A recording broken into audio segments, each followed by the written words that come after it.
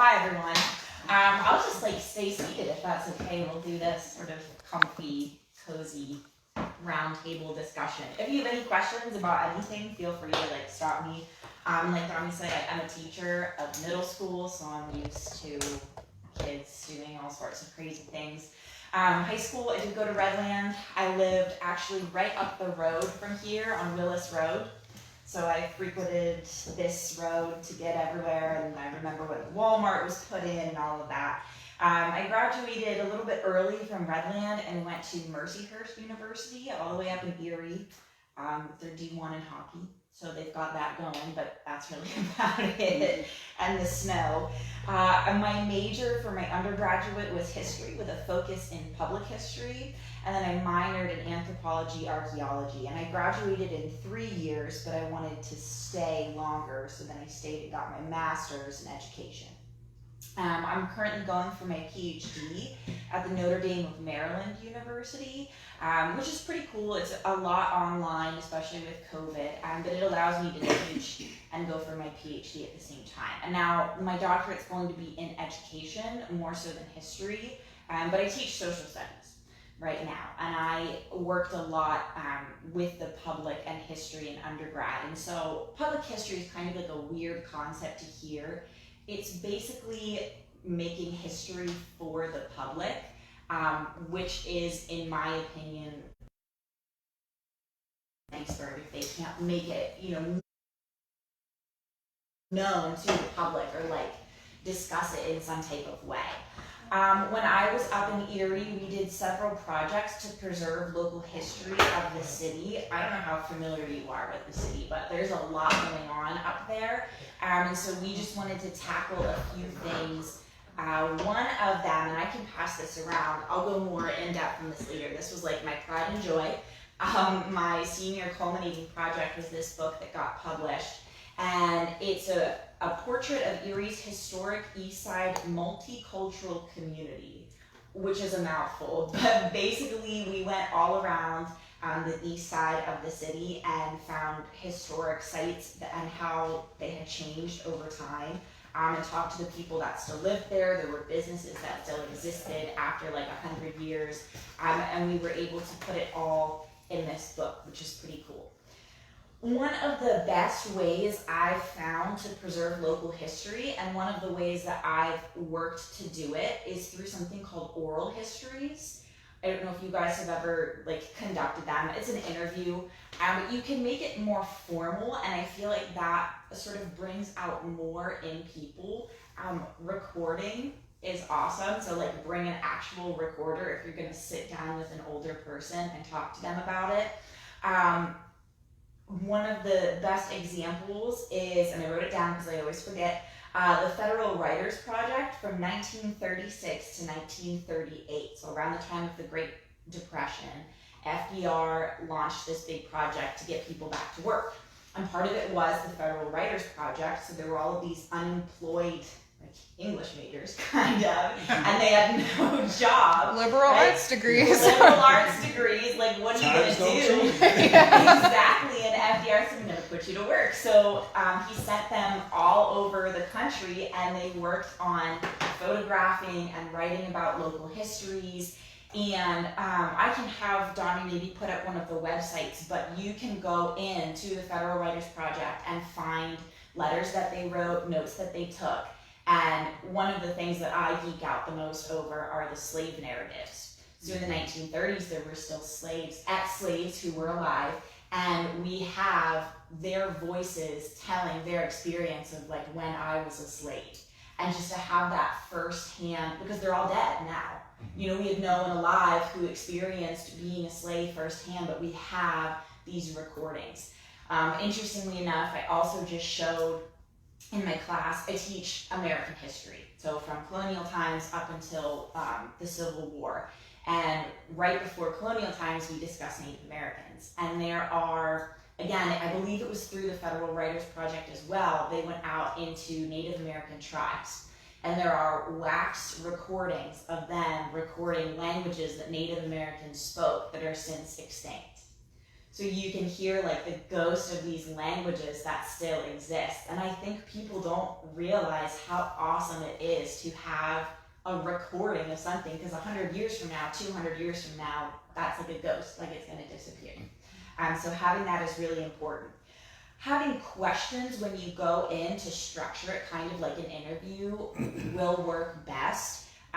You want to have a direction to go in, but you don't want to narrow yourself down with specific questions. Dates are oftentimes hard for older people to remember specifically, but if you can give a ballpark of like, do you remember when this landmark event happened or when that happened, they can sort of give you information around there. In addition to that, writing down family histories is huge. And I think, I want to say it's York City. I remember working, it was the Heritage Trust Museum in York, and their genealogy library down there.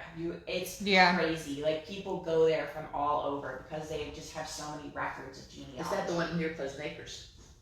I believe so. Okay. I believe so. I could be wrong, but I believe so. There's also, I wrote this down, Ancestry.com is one, but there is, I didn't write it down, I found it earlier. It's like the state library has a genealogy section where you can go on and like order, you probably know, but it's not me, but you can go on and like order pages from booklets and things like that to help trace genealogy. So that's definitely a big one. Family trees, not to age you all, but you are a little bit older than me. Talking to older members of your family sort of helps you draw out that tree. It's weird to think, but both my grandmothers passed away, my grandfathers years ago. I can remember, obviously, my parents, so one generation back, the generation before that, my grandparents. I can kind of remember the generation before that. We called her, my great-grandma was called Grossmom. She was from Germany. She spoke German, and she died, and I have no idea anything else of the history. Like, it's gone. I know we were German immigrants in the early 1900s. I know something about World War I. I had relatives over in Germany still that were able to come over, but like, you don't know anything else. We found out in about 2001, I want to say, we had relatives out in California. They were the only other Kreysars in the country, in the world, really. I'm going on a little bit of a tangent here, but this fits perfectly. So our last name got butchered coming through Ellis Island. I don't know what it was beforehand, but there's no Kreysars in Germany. So we're the only ones with this name. And it turns out and I'm going to get this wrong, my grandmother's rolling in her grave, but it was like my great-grandfather had a brother that managed to come over with him, and then he went out to St. Louis and out west. I never knew that. We never knew that. He never talked about him, so no one ever knew. And then in like 2005 on Facebook, they were like, wait a minute, you have the last name Kreysar, we have the last name Kreysar, found an old Bible that had the tree drawn out, and what do you know, it traced back, and they were brothers. So you never know when genealogy is going to come into play, and you'll find like crazy things like that. Other things that are interesting, I wrote down a list because they're primary sources that you wouldn't often think of looking at. State and county histories, obviously, family histories, like in a Bible or something scribbled on a piece of paper, birth certificates, things like that, city directories, atlases, land maps, and ship passenger lists. You can now go to Ellis Island and they have on their website names of every single passenger that came through and passed through Ellis Island. So if you know a name or you think you know a name, you can go search it. And stuff is becoming more and more available. What was that again? I forget what it's called, but Ellis Island. Ellis Island? Ellis Island, yep. Okay. It's ELLIS. And I'm not sure, so that was the big port in through New York, and Angel Island was what they called the big port over in California, where a lot of like Asian immigrants would have come through. I believe they're doing something similar over there, but I don't know for sure. I just know for certain about Ellis Island. It's run through the National Park Service. So if you go to the National Park Service website, and select Ellis Island. You can get the information through there. It's pretty cool how much stuff is like available if you really know it. One other thing, and then I think I'm done talking with you. Oh, two more things, and then I'm done talking at you. Old objects that you find. So I remember when my grandma passed away, we had to go through all of her stuff, and you're going through and you're like, I don't think this is valuable, this is whatever, this is that. You don't realize the historical significance of an object, or you might not even recognize what that object is. So I would recommend, if you find stuff that looks old, don't just get rid of it. Like, bring someone in to look at it who knows what they're talking about, because even if you think like, oh, this is an old rocking chair, and you go to donate it, that could have been Quaker style made, in the 1800s, and a local historical museum would love to have that. So when you go through things like that, just keep an eye out for historical things, because oftentimes grandma's stuff might be more valuable than what you think. Lastly, if you're really into local history and you want to produce something like this, something tangible, there are a bunch of grants out there. I have not looked lately. I used to be a grant writer up at Mercyhurst. There are a bunch of federal programs willing to give out money for people who want to team up with local organizations in the community and launch efforts like this. I have done a walking tour. I started it, and then a few years later it got finished, but up in Erie we did a walking tour. And in the future they are going for another grant to get plaques for the walking tour. So if you identify like historic sites, do the research behind it, you can find money out there for people to help fund what it is you want to do.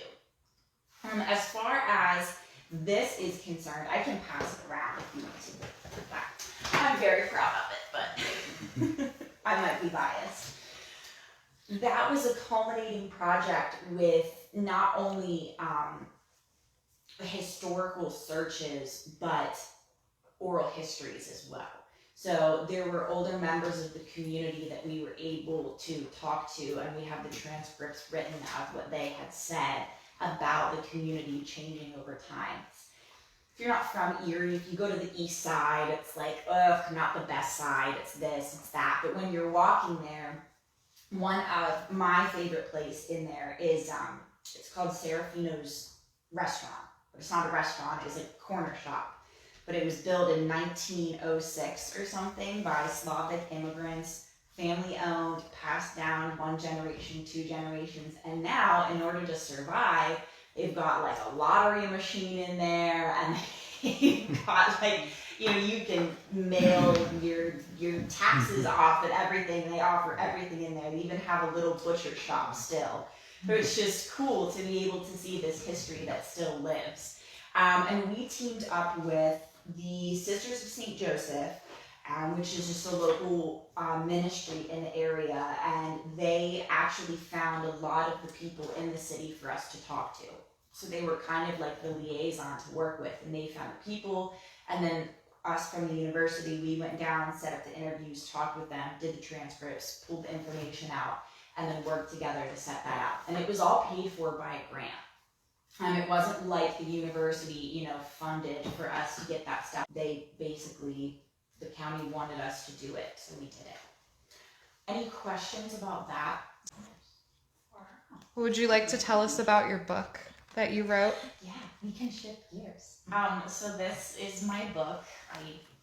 It's very weird to say that I wrote a book, but I did.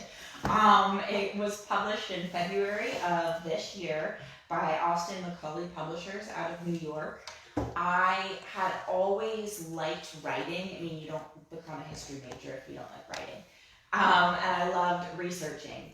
And it just sort of came upon me one day. I really like the Dan Brown series with Da Vinci Code, hunting down stuff, the Indiana Jones type, like journey through history, national treasures, right? Like there's a map on the back of the Declaration. That stuff is just so cool to me. And so I wanted to make my own story. And in around 2019, I did. I just started writing, and it's a painful process, but I did it. And then I didn't have an agent or anything. I didn't really know like the proper way to go about it. I just knew that I had a manuscript of like 100+ pages and I thought it was good. And so I sent it to 32 publishers, maybe something like that. And they all said no, except for one that said yes. All you need is one. All you need is one, yes. It took about a year and a half for it to get published. I think that was a little bit slower than normal. This is my first time, so I don't really know. But it's cool. I mean, there's an ISBN number, so like, it's serious, you know, it's legitimate. One of my favorite stories about writing it is the dedication page in the front. It is to my family, Courtney, John, and Winnie. And Winnie is actually my sister's dog, because when my mom found out that I was dedicating it to the family and not listing out the specific names of every family member, she got all huffy. What are you going to put the dog in there next? Okay. So We I put put the the dog dog in there. So we joked that with my next one, I'm going to put, I since got a dog, and I'll put the new dog's name in there, and that'll just be a thing that happens. But the premise of the story, I wanted to go with a historical treasure hunt that hadn't really happened before, so it took me a while to figure it out, because we've done, like, the Holy Grail has been done, and what else? The Knights Templar, like that whole bit has been done. The Declaration of Independence, the Founding Fathers, things like that have been done. So I settled somehow on the Garden of Eden. I hadn't really thought that was easy, so I picked like the hard thing to do. It took a lot of research. There's like a works cited space at the back if you're really interested in where I got information from, you can look it up. But it's basically a story of this group of unlikely heroes that suddenly have to find the Garden of Eden and what's inside of it. And they speculate, obviously it's a fruit of some kind, right? The tree of good and evil, of all the knowledge, that when you ate the apple or the fruit, you got cast out. And so is it still there? And in this book, it would be, because if you think about it, like if God or a creator or someone makes a garden and the Bible's true, he sent them out, but then he sealed the gate. He didn't destroy the garden. So theoretically, it could still be there. It would just have changed over time. So I take kind of like a loose, legitimate aspect to it. We talk about the mitochondrial Eve. I don't know if you've ever heard of that, but you can actually trace mitochondrial DNA back through female generations to one singular human at the time, like thousands and thousands of years ago. So we have a sort of Eve that's there, and then, well, if that's true, then what else might be true? And it just sort of goes from there. Also, one of my favorite things that I did, I didn't want it to be a typical hero, because that's boring. So I made the protagonist a thief, because she seems unlikely to want to save the world. And then she teams up with her friend who is an assassin, also unlikely to save the world. And then they end up meeting their old friend who used to be a con man, but is currently a hardware store manager. So the trio end up embarking on this journey, and there's bad guys and good guys and gunfights, and it takes place all over Europe for the most part, and into Turkey. I worked for a while on cruise ships, selling art and traveling around Europe, so some of the places that I visited, all of the places are real in the book. So some of the places I visited were the inspiration for that part of the story. So if it talks about a specific place, you can Google it and go there and visit, and you will see probably not exactly what's in the book, but the description should be the same. Any questions?